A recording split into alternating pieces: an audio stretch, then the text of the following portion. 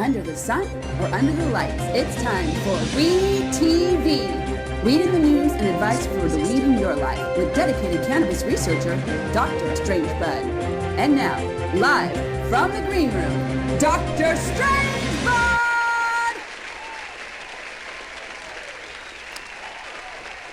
Okay, well, hello and welcome to the show. I'm Dr. Strangebud with my lovely assistant Diana Renee in the control room for your Saturday morning wake and bake on Weed TV. It's time to tune in, turn on, wake up, and bake up. Well, the times they are changing, and the prohibition is on the wane. It's time to check just how that's coming along. What time is it, Diana? And now, the National Weed Report. That's exactly right. It's time to check the weed around the nation. Good news, as some of you know, Pennsylvania has become the 24th state to legalize medical cannabis, and Ohio appears to be likely to become the 25th state, either through a new state law or a voted constitutional amendment.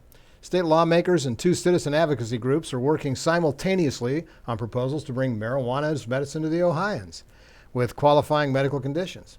Keep up the fight, big Buckeyes. But the big fight right now is in Florida. In fact, if Florida could talk to Europe, they might say this. Then again, if at first you don't succeed, then try again. This should be the motto of the medical marijuana campaign following the ever so close failure of a medical marijuana amendment back in November of 2014. Because a medical marijuana program in Florida will require a change to its constitution, the amendment needed a 60% yes vote to pass instead of the simple majority. In 2014, 57.6% of the vote cast were in favor of its approval. Close, but no cigar. Or spliff, or something like that. This year, as of late January, nearly 693,000 signatures have been collected by medical marijuana support groups to get an amendment on the Florida ballot this fall. The result is the Florida Right to Medical Marijuana Initiative, which is also known as Amendment Number 2. If approved, the Florida Department of Health would issue ID cards to eligible patients and regulate marijuana production in growing centers. Further medical marijuana use would be limited to debilitating medical conditions, such as PTSD or CPOD, as defined by a physician. Sunshine State, come on, let it shine. See you in a minute.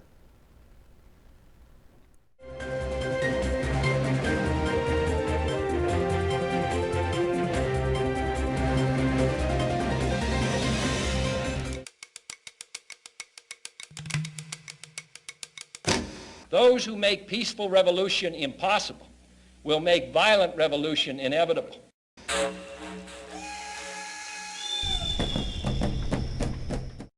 Hey, listen up, you're watching Weed TV on the Cannabis channel.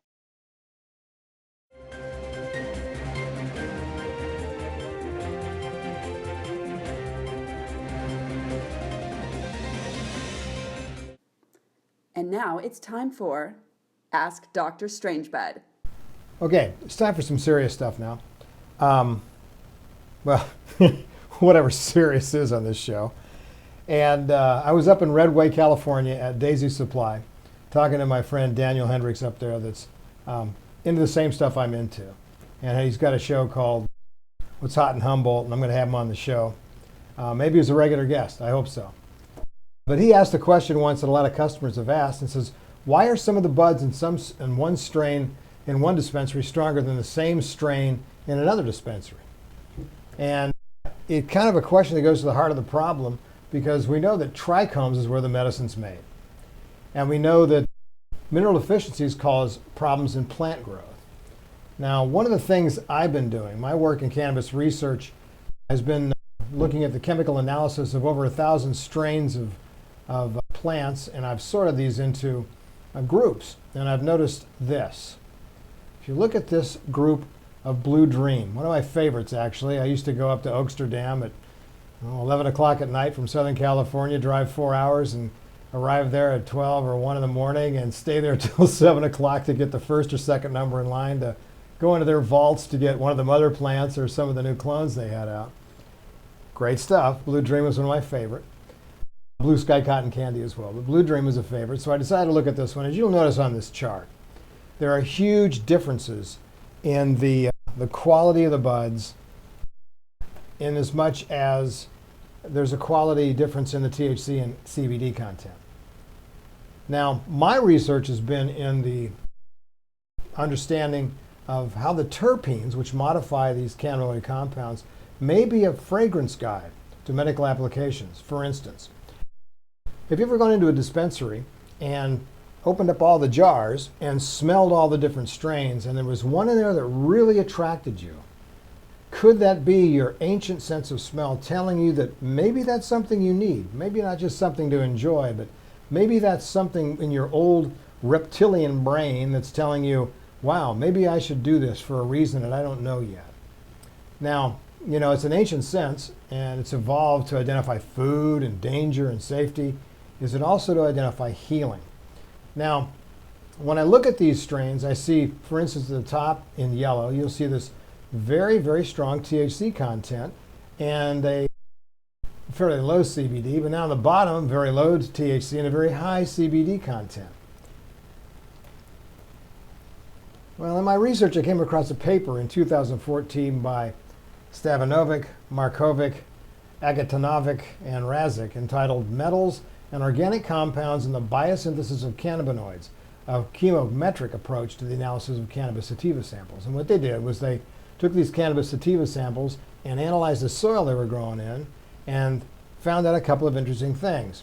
It says in their study this, in the abstract, okay, that this work is an attempt to recognize correlations between the metal content in the different parts of cannabis sativa and the cannabinoid content as a potential indicator. Results correlated between metals content in plants and soil, analyzed by Chemometric's unsupervised methods, highlighted partly their role in the biosynthesis of cannabinoids. And it was recognized that the CBN and the psychoactive THC content are manganese dependent, while the CBD content is iron dependent. Interesting. You might think you can just add some iron and some manganese and you get great CBD and THC, but that's not how it works. In my study of plant synthesis and plant photochemical synthesis, it turns out that mineral content in the soil, and particularly the ionic elemental contents of the soil minerals, the micronutrient minerals, have very interesting relationships, antagonistic and synergistic. There are many mineral associations to iron and manganese that are not part of the 2014 study, but show the need for using the study results as a guide. All right. In fact, with iron, there are 9 different mineral associations, and one of which is manganese. And manganese has 7, one of which is iron. Iron and manganese have antagonistic relationships when they are out of balance. But that is modified by their synergistic relationship with potassium. It's important to different ratios, associations, not just the deficiencies. So anyway, once the proper manganese and iron associations are made in the soil, and there's ways to do this I'll talk about in a minute. The other thing you have to worry about is pH. Now, we talk a lot about pH. We know that cannabis likes about 5.6 to 5.7 pH, a little acidic. And that's for this reason. The pH ranges of mineral availability in this chart show that when you get down to 5.7, 5.6, okay, that the potassium is still available for the synergistic relationship with, at that pH, the iron and the manganese. Also cobalt, copper, zinc, other things that cannabis needs. So really what you want to do is keep your pH right, get the minerals correct, and watch out for these deficiencies. One of the things I've been doing as a researcher is studying the work of Maynard Murray, and he found out that seawater applied to crops in highly diluted solutions, so the salt doesn't hurt the crops, cause really excellent growth. Well, I figured out a way to take the salt out of it, and if you call up the Redway and talk to Daniel about it, he'll tell you all about it. But essentially, it's a saltless, water-soluble, multi-mineral complex that has over 60 ionic elements, and that gets the ratio right because it comes out of the ocean. There's 9 million species in the ocean. They all swim in their minerals. They all live for ridiculously long periods of time because they're very healthy, all right? And as you can see in this picture, it grows roots really fast. In these clone starts, identical clones, the roots in the mineralized side, far advanced, very white, lots of branching, just what you're looking for. When you use this as a foliar spray, because it's ionic, remember ionic minerals go through root cells, and go through leaf cells. So if you want these minerals to get into the plant, you can either take them up through the roots, or you can grow huge roots fast, which is great for sea green, which I always promote. Or you can just foliar spray it on the plants all the way up to harvest. It goes into the leaf cells, and it stimulates the production of various structures on the leaf of the plant, trichomes. If you want more trichomes, use a foliar spray. If you want more medicine, potency in the medicine, use the right ratio in the foliar spray at the right pH for the plant. So the answer to the question is, why are these strains different? Same strain, different dispensaries? It's because the growing conditions were different. I can guarantee it at this point, based on the research and based on the studies and based on the chemical analysis, that the difference in these strains, in the same strain, in these dispensaries, is based on the growing conditions of the grower. It's what's in your grow that makes stuff grow. So Dr. Strangebud, next week I'll be talking about trichomes, all the chemistry involved with trichomes, all the ultraviolet, particular ultraviolet light that's necessary to produce the cannabinoid compounds inside the base cells and the disc cells inside the sesicle top. So, see you then.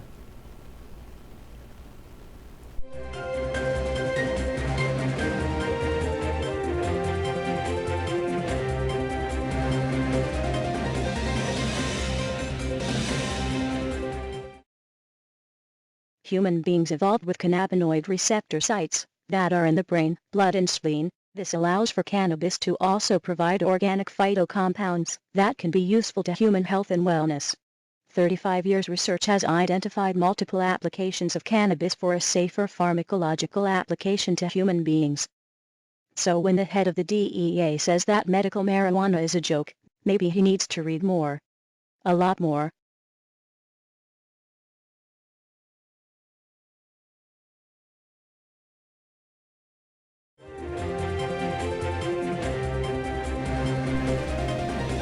All right, and now the Strain of the Week report. This month we are focusing on the landrace varieties in Africa, and today we drop into Morocco.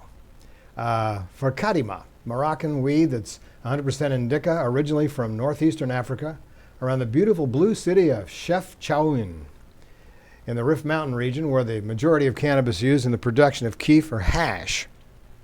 And it's one of those generally unknown destinations and one of the most beautiful cities on earth. It's like a Haight-Ashbury dreamscape. It is said that the Phoenicians brought keef to the Keef Mountain region. The Riphians, inhabitants of the mountains, were free to grow and harvest cannabis due to their rugged mountain landscape that the Phoenicians chose not to conquer. The Reefs, I wonder if that's where reefer comes from. Hard to say. The Reefs cultivated cannabis for medical use, and the plants remained in the Reef Mountains to breed amongst themselves. This, of course, interbreeding caused a 100% pure strain. The environment in the Moroccan Reef Mountains varies with extremely hot, dry summer temperatures, with droughts and moist temperature fertile springs. The indica from the region has adjusted itself to be smaller and shorter with a faster flowering period. She flowers early, producing excellent resin yields, with short, fine leaflets and a limited ramification. Highly resistant to plagues and pests, this strain is widely used by Moroccans to produce one of the best hashes in the world, Moroccan Keef. So let's go over some of the details on this particular strain. It's a Moroccan landrace from northeastern Africa. It's 100% indica, small and compact. Its flowering time is 55 to 70 days, which is around 6 to 7 weeks. Perfect for sea green. Harvest time outdoors, around mid-October. Yield around 300 grams indoors to about 400 to 500 grams outdoors. Taste, fine hardwood and hash. Aroma, strong hashish. Effect, very relaxing. THC is 16.20% with a very high CBD content. Characteristics, they're resistant to disease and pests. Okay, here's the details. Too much nitrogen fertilizer will reduce the potency of this variety, making it a more narcotic and less high. Indoors, it will need about 3 weeks vegging and will not finish taller than 1.25 meters. Okay, that's not very tall, but it does get really good buds, big colas. It is a great outdoor plant as well, being relatively high in cannabidiols. It is a good plant for medical uses. A strong disease-resistant plant, but with some susceptibility to mold due to its fondness for arid climates. It's from a very arid area of the Keef Mountain Range in Morocco.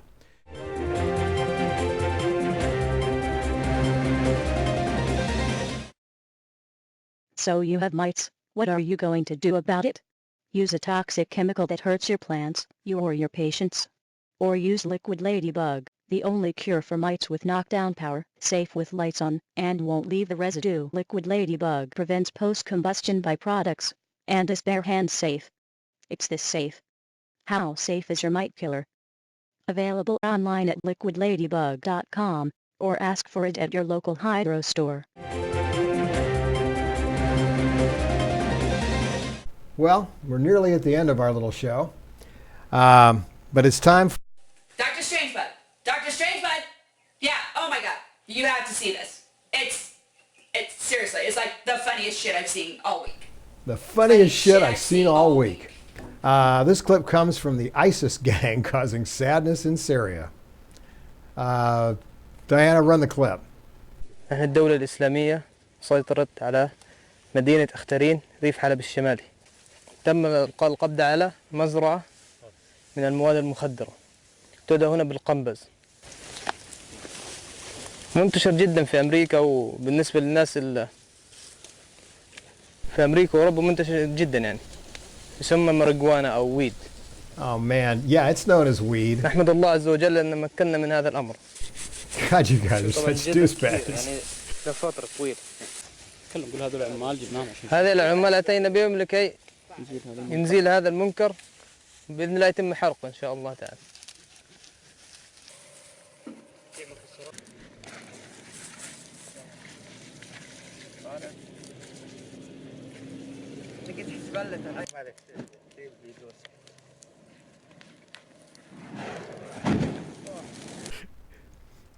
All right, probably we should have called it the stupidest shit I've seen all week. Well, if that's not enough reason to keep these clowns out of our country, damn, Stimpy. I like what Leonard Cohen said. I dropped out of religion because I was tired of not being happy. Anyway, thanks for watching. Like us on Facebook, subscribe to our channel. Have a great Saturday, and take a tip from your weed. Go outside and get some sun and get healthy. It's Dr. Strangebud for Weed TV on the Cannabis Channel. See ya.